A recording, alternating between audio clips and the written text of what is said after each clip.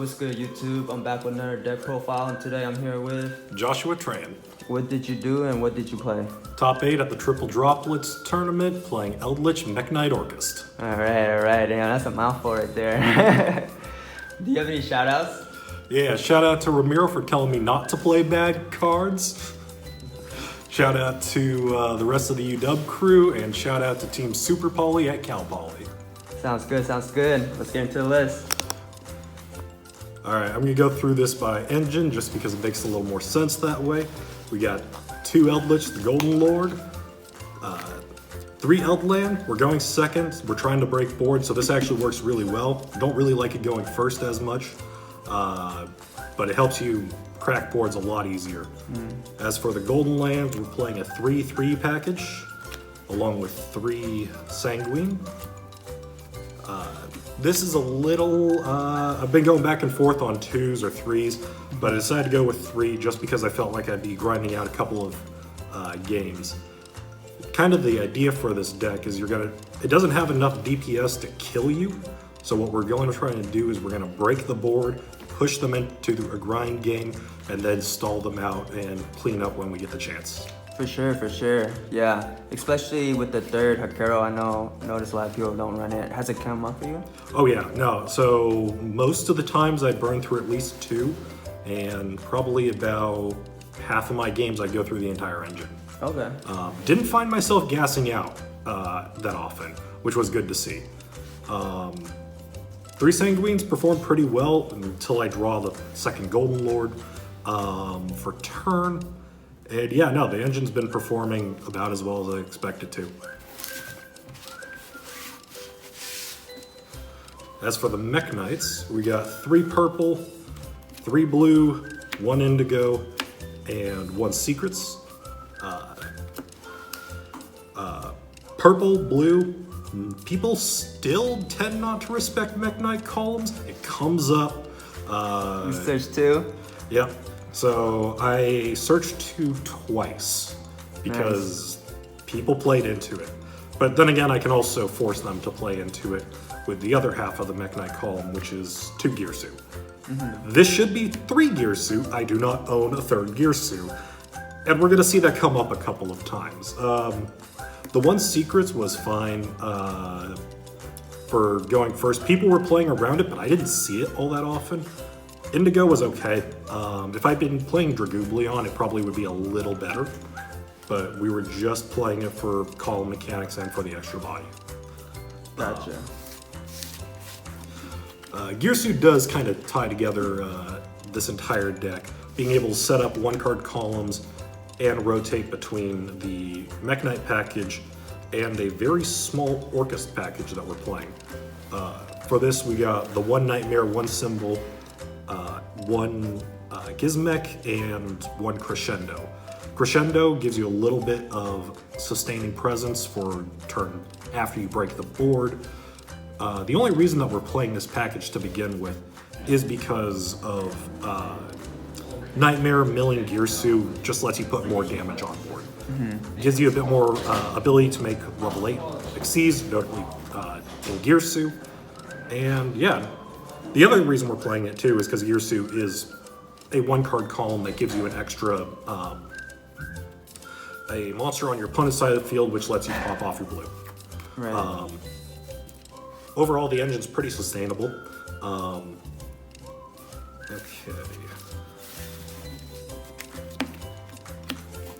As for the rest of the cards, we were playing a small DPE package. This didn't perform all that well. Usually it would be too early, or the fact that I was playing was essentially 4 bricks in the Nightmare and the Skeleton meant that oftentimes I would have 1 dead card in hand. So after about round 3 or so, I would just straight board out this entire package. 2 Fusion Destiny probably should be 3. I did not own a 3rd. So there's the first problem. Plasma could have come up once, but it didn't, so yeah. And there was a couple times when you normal summon Celestial, but they're never much to write home about. The rest of the cards, we're looking at board breakers. So, All right. 3 alpha. Absolutely disloyal, never saw him. Even when I would prosperity for 6, I still didn't see him. This entire tournament. Wow. Absolutely disloyal. The rest of it, we had 3 lava golems. These actually came up quite a bit. Nobody was expecting it. Cracked a bunch of boards. Felt good. Yeah. The 1 Pankratops, because it's just a house. It's a good card, and I can't complain about good cards. And then 3 of the talents. This was played specifically because I was expecting a lot of DPE, and so people would be triggering DPEs, and it was an easy way of just either drawing 2 more cards to fix a brick hand, or take an opponent's monster, link it away. Okay. The only spell trap removal we're playing in the main is Harvey's Feather Duster. But out the mine. Yeah, Out the Mine didn't come up all that often. Most games I ended up signing it out, but I think I did Duster someone for 4, so I'll count that as a win. And then the last card to play to tie it all together is 3 Pot of Prosperities. You just search for, you banish whatever you need, search for whatever cracks the board the best. Okay. One thing I also would mention too is that this board, or these monsters by and large, do have a very good ability to play around removal.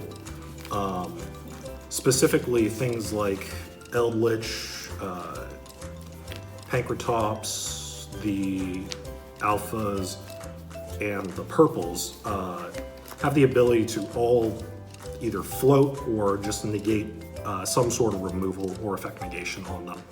So this is the reason why I've jokingly called this the most aggressive chain beat deck I have ever played. Shoutouts to the Chain Beat Club on Pojo. Y'all are the homies. All right. Was that the main? Yeah. Okay. How many in main? 46 in Maine 46 because in we Maine. were mad ladding. Got you. So, sorry, before you go on your extra, so Yeah. you were basically going blind second with the deck? Blind second every time. Blind second every time. Okay. Did you find in game 2 and 3 that they made you go first, or? A couple times. So Couple I do times. have some stuff for dealing with that on the side. Okay. And I also have, but typically I would choose to go second. Yeah. The really nice thing about the Eldlich package is the fact that even if you choose to go second, or even if you get forced to go first, you can actually grind. You have all the tools of a competent Eldlich deck. Yeah. So, Definitely, yeah. if I made the cuts I wanted to, which is basically the DPE package, I'd be sitting around 42 cards. For the extra, we have 1 Link Karibo. This is an engine requirement for the Gearsu engine. Got to get rid of the tokens so that you can make the 2 of Galatea and the 1 of Gearsu. Both Galateas did come up at certain times, and they're useful. Couldn't actually link it up as often as I would have wanted, just due to how Mekk-Knights play around needing to be placed on the same column. But it was good, and it did come up a few times. Let's see. Next, we got the rank 10 package. Playing all the trains. On the off chance you have 2 Golden Lords, it can come up. Typically, at that point, you have gain anyways. So this became my default banish for Prosperity.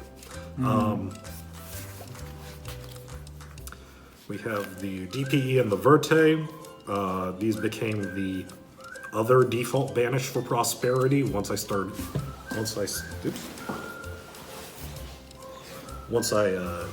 siding out the package.